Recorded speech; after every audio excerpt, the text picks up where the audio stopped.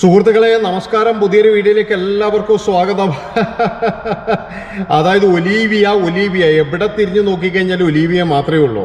എനിക്കൊരു സംശയം, അല്ല എൻ്റെ മാമാട്ടിയെ, നീ എന്തിനാണ് വെറുതെങ്കിലും ആ സ്ഥാപനം തുറന്നു വെച്ചിരിക്കുന്നത്? എന്തിനാ ഇങ്ങനെ കുട്ടികളെ പറ്റിക്കുന്നത്? എത്ര ആൾക്കാരെയാണ് പറ്റിച്ചിരിക്കുന്നത്? ഓരോ ആൾക്കാർക്ക് കൊടുക്കാനുള്ള ശമ്പളം കേട്ടപ്പോഴേ ഇന്ന് സൂരജ് പാലക്കാരൻ്റെ അതിൽ വന്നിട്ട് ഒരു പെൺകുട്ടി പറയുകയാണ്, എനിക്ക് 51,000 സംതിങ് തരാനുണ്ടെന്ന്. അതായത് ശമ്പളം പോലും കൊടുക്കാതെ അവരുടെ മൊബൈൽ വാങ്ങിച്ചു വെക്കുക, അതുപോലെ തന്നെ എന്ന് പറഞ്ഞു കഴിഞ്ഞാൽ അവരുടെ സിം കാർഡ് വാങ്ങിച്ചു വെക്കുക, എന്തെങ്കിലും എന്തെങ്കിലും പറഞ്ഞു കഴിഞ്ഞാൽ അവർക്കെതിരെ പറഞ്ഞു കഴിഞ്ഞാൽ ഞാനിതൊക്കെ പബ്ലിക്കിൻ്റെ മുന്നിലേക്ക് ഇട്ടുകൊടുക്കും എന്ന് പറഞ്ഞ് ഭീഷണിപ്പെടുത്തുക. എനിക്കൊരു അതിശയമാണ് തോന്നുന്നത്. ഇങ്ങനെയുള്ള ഈ വൃത്തികെട്ട സ്ഥാപനം ഇത്ര നാളായിട്ടും അവിടെ ഒരു ലൈസൻസ് ഇല്ല, അല്ലെങ്കിൽ ഒരു പേപ്പർ പോലും ഇല്ലാതെ ഇങ്ങനെ തുറന്ന് പ്രവർത്തിക്കണമെങ്കിൽ അവൻ്റെ ആ ഒരു എന്താ പറയണ്ട, അവൻ്റെ ആ ഒരു മനസ്സെങ്ങനെയായിരിക്കും? അതുപോലെ ഇന്ന് അയൽവക്കത്തുള്ള ചില സ്ത്രീകളൊക്കെ ഇന്ന് അവിടുത്തെ പറയുന്നത് കേട്ടു, രാത്രിയൊക്കെ ഒരുപാട് വണ്ടികൾ ഇവിടെ വന്നു പോകുന്നുണ്ട് എന്ന്. അതുകൊണ്ട് തന്നെ എൻ്റെ പ്രിയപ്പെട്ട രക്ഷിതാക്കളോട് പറയുകയാണ്, നിങ്ങളുടെ മക്കൾ അവിടെ ജോലി ചെയ്യുന്നുണ്ടെങ്കിൽ, അതായത് ഇന്ന് എനിക്ക് തോന്നിയത് അവിടെ ജോലിക്കാരെയല്ല അവർ വെച്ചിരിക്കുന്നത്. ശരിക്കും പറഞ്ഞാൽ ഇന്ന് അവിടെ കൂവുന്നത് കണ്ടു, കുട്ടികൾ കൊണ്ട് കൂവിക്കുന്നേ. അപ്പോൾ ഈ പിന്നെ സ്ത്രീയും പുരുഷനും, അതായത് ഇതിൻ്റെ ഓണർമാർ അകത്തിരുന്നിട്ട് അവരിങ്ങനെ ചിരിക്കുകയാണ് സമൂഹത്തോട് കൊഞ്ഞനം കുത്തിയിട്ട്. അതായത് ഞങ്ങൾ തീറ്റിപ്പോറ്റുന്ന പട്ടികളിലെ കുറുക്കന്മാർ, ഈ യുവതികൾ, അതായത് 10, 20, 23 വയസ്സുള്ള യുവതികൾ, ഇതിറ്റുകൾ യാതൊരു ഉളുപ്പും മാനവും ഇല്ലാതെ ഇവരുടെ ഭാഗത്ത് കൂടിയിട്ട് കൂവുക. ആലോചിച്ച് നോക്കണം നിങ്ങൾ. നാളെ ഇതിറ്റങ്ങൾക്ക് ഇങ്ങനെ ഒരു സംഭവം വരുമ്പോൾ മാത്രമേ ഇതിറ്റുകൾ പഠിക്കത്തുള്ളൂ. എന്തൊരു അവസ്ഥയാണ്. അപ്പോൾ അവിടെയൊക്കെ എന്ന് പറഞ്ഞാൽ നടക്കുന്ന പരിപാടി എന്താണെന്ന് കൃത്യമായിട്ട് അന്വേഷിക്കണം എന്നാണ് എനിക്ക് പറയാനുള്ളത്. അയൽവാസികൾക്കൊന്നും യാതൊരുവിധ താല്പര്യവുമില്ല അവിടെ. കാരണം അത്രമാത്രം വണ്ടികളും ആൾക്കാരും ഇങ്ങനെയൊക്കെ പോയി വരുന്നുണ്ടെന്നാണ് പറയുന്നത് കേൾക്കുന്നത്. പിന്നെ ഇവൻ്റെ ഒരു സ്വഭാവം എന്ന് പറഞ്ഞു കഴിഞ്ഞാൽ ശമ്പളം കൊടുക്കത്തില്ല. ഒരാൾക്ക് പോലും ഇവൻ മര്യാദയ്ക്ക് ശമ്പളം കൊടുത്തിട്ടില്ല.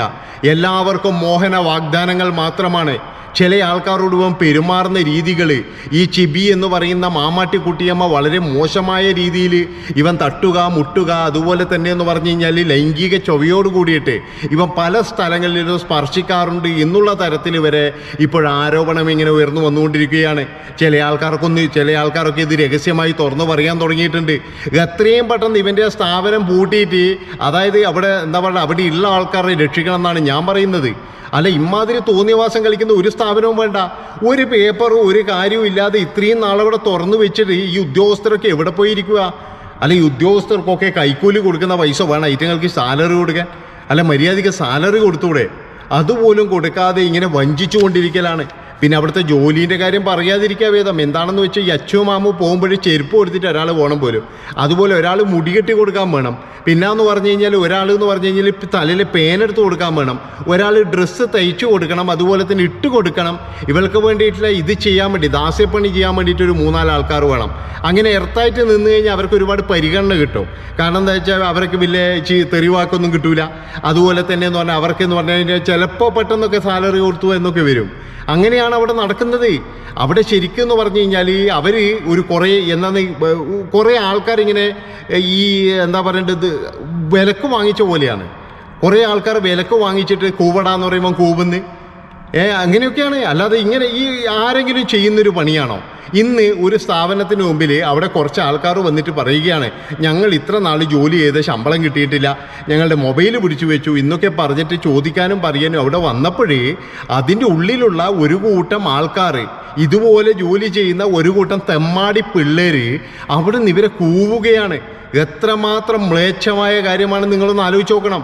അതുകൊണ്ടാണ് ഞാൻ പറയുന്നത്, ഈ കൂവിയ കൂട്ടത്തിൽ ഏതെങ്കിലും പെൺകുട്ടികളുടെ രക്ഷിതാക്കൾ കാണുന്നുണ്ടെങ്കിൽ നാളെ തന്നെ നിങ്ങളെ മക്കളെ അവിടുന്ന് കൊണ്ടുവന്നു കഴിഞ്ഞാൽ മാനം രക്ഷിക്കാമെന്നേ എനിക്ക് പറയാനുള്ളൂ. അല്ലാതെ ഒരാൾക്കാരും അവിടുന്ന് തുറന്നു പറയാൻ പോകുന്നില്ല. അവിടെ പല കാര്യങ്ങളും നടക്കുന്നുണ്ട് എന്നാണ് എനിക്ക് മനസ്സിലായിരിക്കുന്നത്. പല കാര്യങ്ങളും ഇല്ലീഗലായിട്ടുള്ള പല കാര്യങ്ങളും അവിടെ നടക്കുന്നുണ്ട്. അവൻ്റെ ഒരു കോണത്തിലൊരു കൊടച്ചക്രവും കൊണ്ട് വന്നിട്ട് അവൻ നാട്ടുകാരെയും എല്ലാവരെയും വെല്ലുവിളിക്കല. അവൻ്റെ എച്ചില് നക്കി ജീവിക്കുന്ന ആൾക്കാരോടാണ് ഞാൻ പറയുന്നത്. നാണോ മാനോ ഉളുപ്പും ഉണ്ടോ നിങ്ങൾക്കെല്ലാം? അവൻ പൈസ വാരി എറിയുന്നുണ്ട്. അവൻ്റെ എച്ചില് നക്കി ജീവിക്കുന്ന കുറേ നാറികളോടാണ് എനിക്ക് പറയാനുള്ളത്. ഉളുപ്പുണ്ടോ നിങ്ങൾക്കൊക്കെ? നിങ്ങളൊക്കെ എന്ത് മനുഷ്യന്മാരാണ്? നിങ്ങൾക്ക് എന്ത് പൊതുപ്രവർത്തകരാണ്? നിങ്ങളൊക്കെ എവിടത്തെ നാട്ടുകാരാണ്? അതാണ് എനിക്ക് മനസ്സിലാകാത്തത്. എവിടത്തെ നാട്ടുകാരാണ് നിങ്ങൾ? ഇത്രയും പ്രശ്നങ്ങൾ അവിടെ നടക്കുമ്പോഴേ, ഇത്രയും പെൺകുട്ടികൾ വന്നിട്ട് അവിടെ പറയുമ്പോഴേ സങ്കടം തോന്നിപ്പോയി. പാലക്കാട് നിന്നൊക്കെ വന്നിരിക്കുന്നത് ആലോചിച്ച് നോക്കണം നിങ്ങൾ. അവരൊക്കെ എത്ര ബുദ്ധിമുട്ടിയിട്ടായിരിക്കും ഇങ്ങനെയൊരു സ്ഥാപനത്തിൽ ജോലിക്ക് വന്നത്. എന്നിട്ട് ജോലിക്ക് വന്നതും പോരാ, അതിന് ശമ്പളം കൊടുക്കാതെ മൊബൈൽ പിടിച്ചു വെച്ച് പീഡിപ്പിച്ച് പറ്റിക്കുക എന്ന് പറഞ്ഞു കഴിഞ്ഞാൽ അതൊരിക്കലും നമുക്ക് അംഗീകരിച്ചു കൊടുക്കാൻ കഴിയില്ല.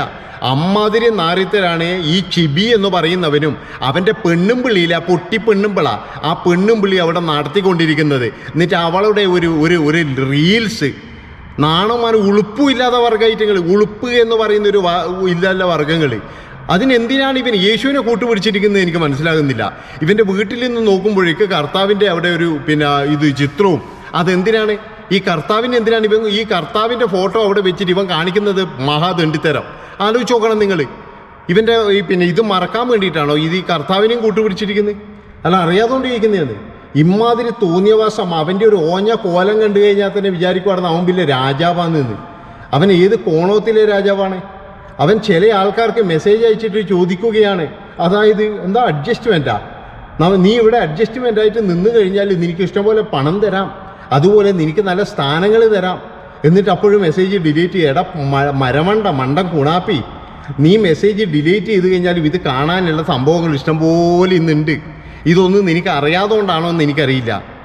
എന്തൊക്കെ ആയിക്കഴിഞ്ഞാലും ഇവൻ ആര് സപ്പോർട്ട് ചെയ്ത് കഴിഞ്ഞാലും ആ സപ്പോർട്ട് ചെയ്യുന്നവൻ മറക്ക നാറികളാന്നേ ഞാൻ പറയുള്ളൂ.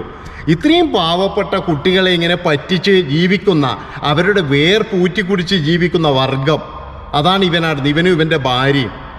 ആലോചിച്ചു, ഇവൻ്റെ ഒരു കോണത്തിലെ കാറും മറ്റിവൻ്റെ പത്രാസും പവറൊക്കെ കണ്ട് ഇവനൊരു രാജാവാ.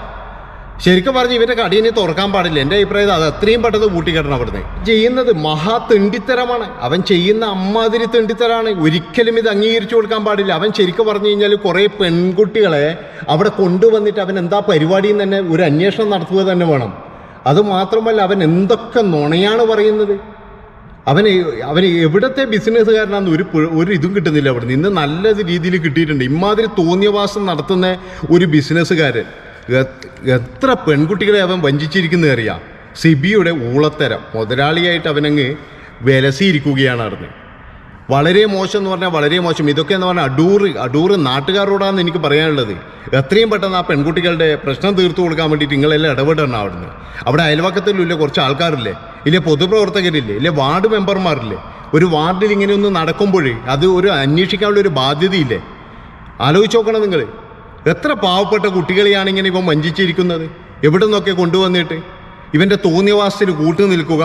അതിന് കൂട്ടു നിൽക്കാൻ വേണ്ടി മാത്രം കുറേ ആൾക്കാർ. ഇതിലും നല്ലതെന്ന് പറഞ്ഞാൽ വല്ല പട്ടിക്കാട്ടം കാറ്റം വരുത്തുന്നതല്ല ഇവൻ്റെ എച്ചിൽ നക്കിയിട്ട് ജീവിക്കുന്നതിലും നല്ലത് ഉദ്യോഗസ്ഥന്മാരോടാണ് ഞാൻ പറയുന്നത്. ഇവൻ്റെ തോന്നിയവാസങ്ങൾക്ക് കൂട്ടു നിൽക്കുന്ന ആരെങ്കിലും ഉണ്ടെങ്കിൽ അതിലും നല്ലതെന്ന് പറഞ്ഞാൽ വല്ല പട്ടിക്കാട്ടം കാറ്റം വാരിത്തുന്നതാണ്. കാരണം ഇതിലും നല്ല അന്തസ്സുണ്ട് അവിടുന്ന്.